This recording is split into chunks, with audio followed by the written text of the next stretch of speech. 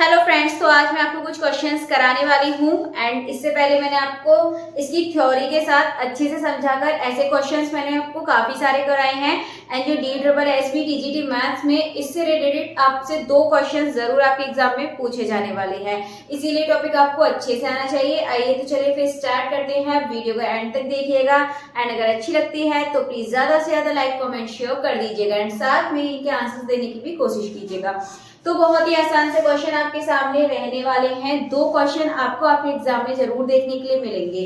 तो question number 1 है solution of the differential equation. आपके सामने एक डिफरेंशियल इक्वेशन है, इसका सॉल्यूशन आपको बताना है एंड ये इसके ऑप्शंस हैं। सेकंड क्वेश्चन आपके सामने है, तो इसमें देखिए solution of the differential equation. यदि आप इस इक्वेशन को देखेंगे तो आपको ये एक फॉर्म में दिखने वाला है, यानी कि आपको दिखेगा dy/dx और plus p equals to Q. ठीक है, इस वाली फॉर्म में आपको ये दिखने वाला है। तो अभी हम क्या करेंगे यहाँ पर, इसके बाद यहाँ से सबसे पहले हम IF निकालते हैं। ठीक है, इंटीग्रेटेड फैक्टर निकालते हैं। तो इसके लिए क्या होता है, e की पावर p dx, p कितना है आपका माइनस का 1/x इंटू dx, ये आप यहाँ से निकालेंगे तो आप देखेंगे यहाँ से 1/x का क्या होता है log x, तो e की पावर में ये log x हो जाएगा, इसका इंटीग्रेशन करेंगे एंड जो माइनस है ना वो आगे की जगह हम log वाली प्रॉपर्टी में ये x के ऊपर लगा देंगे। ठीक है, अब ये जो -1 ऊपर गया है, अब इसको क्या करेंगे पॉजिटिव बनाने के लिए e की पावर log और 1/x हम इस तरीके से इसको लिख सकते हैं एंड आपको पता है e से log यहाँ से कैंसिल हो गई, जो बन जाएगा 1/x बचेगा। इतना होने के बाद आगे आपको सॉल्यूशन निकालना है। यदि आपसे इंटीग्रेटेड फैक्टर पूछता है तो सिर्फ आपको इतना सॉल्व करके निकाल देना है। अगर इसके आगे आपसे इसमें जो सॉल्यूशन है पूरा वो पूछ लेता है तो आपके लिए आगे भी सॉल्व करना पड़ेगा। तो सबसे पहले आप क्या करेंगे, y लिखते हैं, मल्टीप्लाई y के साथ आप क्या लगाएंगे, जो आपका IF यानी कि 1/x, ये जो आपका IF आया था, इज इक्वल्स टू में आप क्या करेंगे, इंटीग्रल का साइन लगाएंगे, जो आपका IF आया था इसको इंटीग्रल में लिखेंगे। देन इसी के साथ में आपका ये जो q है इसको आप यहाँ पर लिख देंगे 2x² प्लस 3x प्लस 4। ठीक है, तो साथ में आपका क्या हो जाएगा dx एंड साथ में कांस्टेंट c ले लीजिए। देन इसके बाद अभी हम इसे सॉल्व करेंगे तो ये तो आपका y/x है, तो यहाँ पर लिख देंगे y/x इज इक्वल्स टू, आप देखेंगे x का मल्टीप्लाई करेंगे तो यहाँ पर क्या बचने वाला है, ये बचेगा आपके पास, इंटीग्रल में लिख देते हैं 2x बचेगा प्लस 3 और यहाँ पर बचेगा 4/x dx प्लस में c। अब आप इसको आगे सॉल्व करेंगे तो ये जाएगा y/x इज इक्वल्स टू, इसका जो इंटीग्रल है कितना होगा 2x²/2। तो यहाँ से भी काम करते हैं, 2 से 2 कैंसिल कर देते हैं, x² बचने वाला है। 3 का क्या हो जाएगा 3x एंड यहाँ पर आप मानिए 4 तो बाहर है, 1/x ही log x का होता है, प्लस 4 log x हो जाएगा। इतना होने के बाद आप क्या करेंगे, सिंपली यहाँ पर c यहाँ पर कांस्टेंट जो है आप इसको लिख देंगे।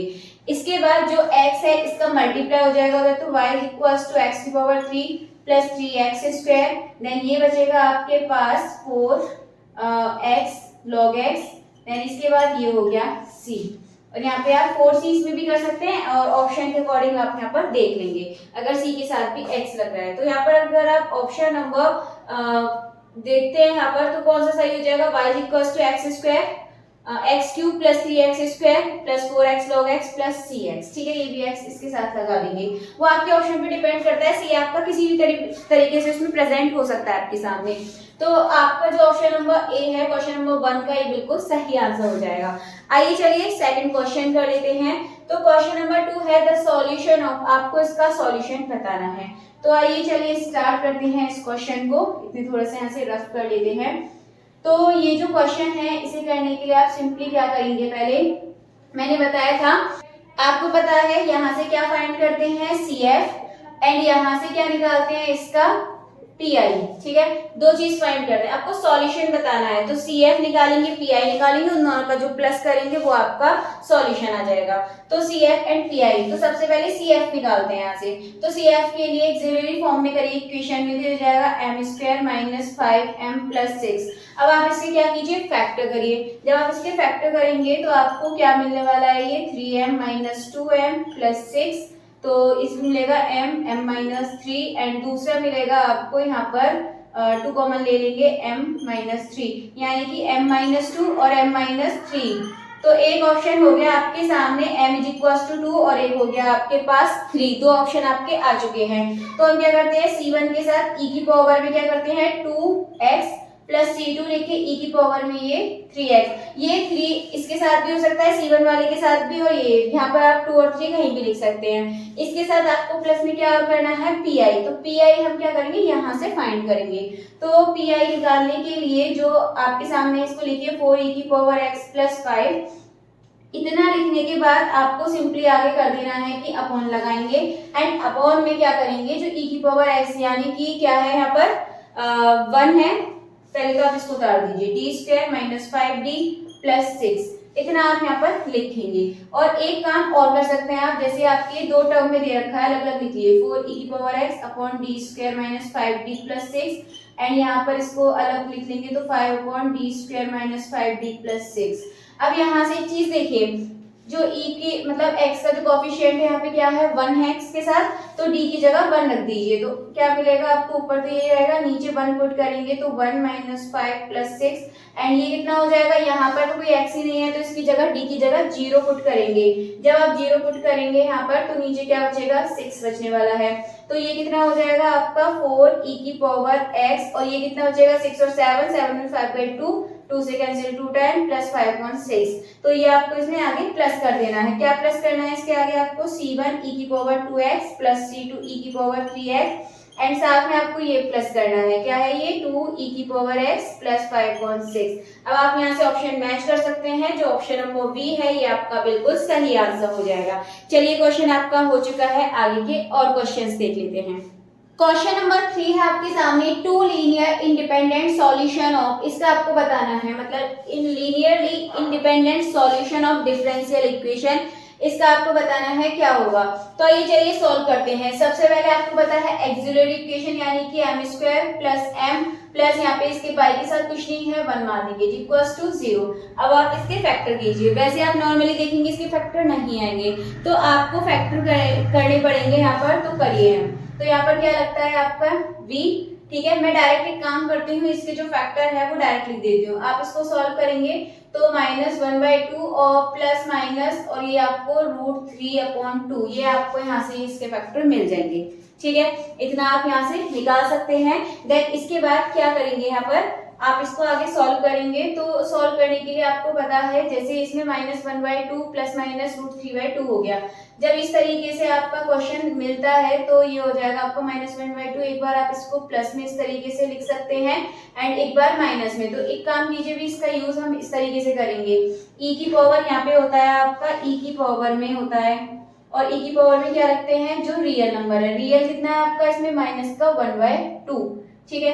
तो यहाँ पर इसको रखेंगे माइनस का 1/2।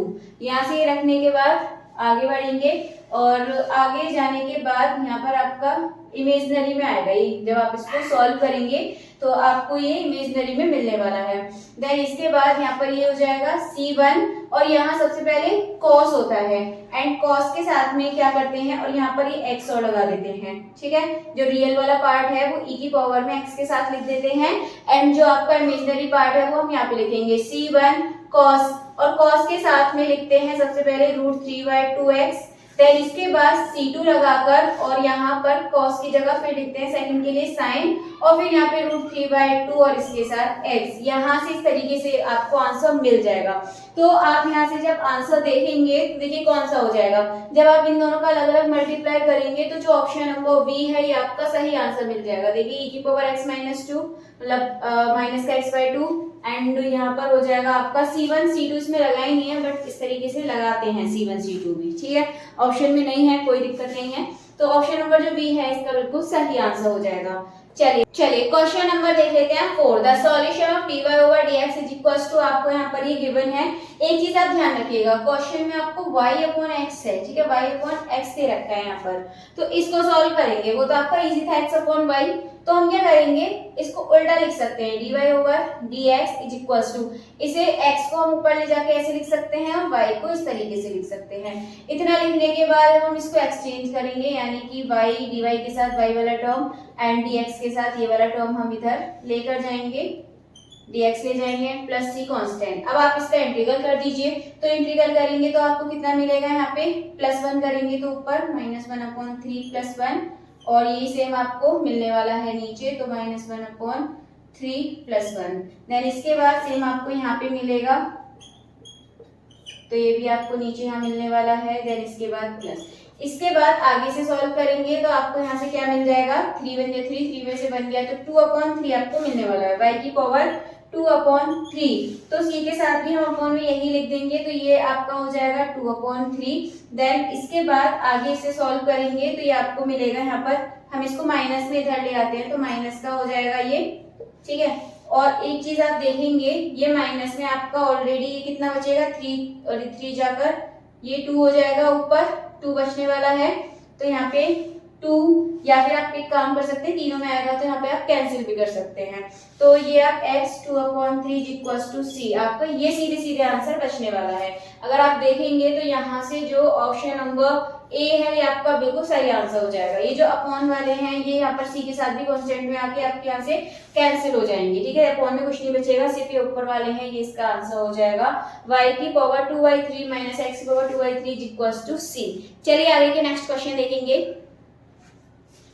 तो आगे के जो क्वेश्चंस हैं 5 और 6 बहुत ही आसान से क्वेश्चन है। ये आपको इसमें क्या निकालना है, इसका CF निकालना है और यहाँ पर भी आपको इसका सॉल्यूशन निकालना है। तो इसको आप सॉल्व करेंगे एंड सॉल्व करके इसका सॉल्यूशन और CF इसका बहुत आसान है। तो ये जो दोनों क्वेश्चन है ये आपको करके बताने हैं कि इनका सही आंसर आपका क्या होगा, तो कमेंट बॉक्स में इसका आंसर करना है। तो आपकी जो लाइव क्लास है वो जहाँ तक है आज रात से या फिर कल रात से आपकी जो लाइव क्लास है वो स्टार्ट हो जाएगी। तो कुछ ही क्वेश्चन मैंने आज आपको ये कराए थे, बाकी आपकी लाइव क्लास में क्वेश्चन मैं कराने वाली हूँ, तो प्लीज लाइव क्लास को जरूर ज्वाइन करिएगा। और अगर वीडियो अच्छी लगती है तो ज़्यादा से ज़्यादा लाइक कमेंट शो भी कर दीजिएगा। चलिए तो फिर मिलते हैं हमारी कल की वीडियो में, तब तक के लिए आप क्वेश्चंस को देखते रहिए और भी प्लेलिस्ट है वहाँ पर आपको क्वेश्चंस अवेलेबल हैं।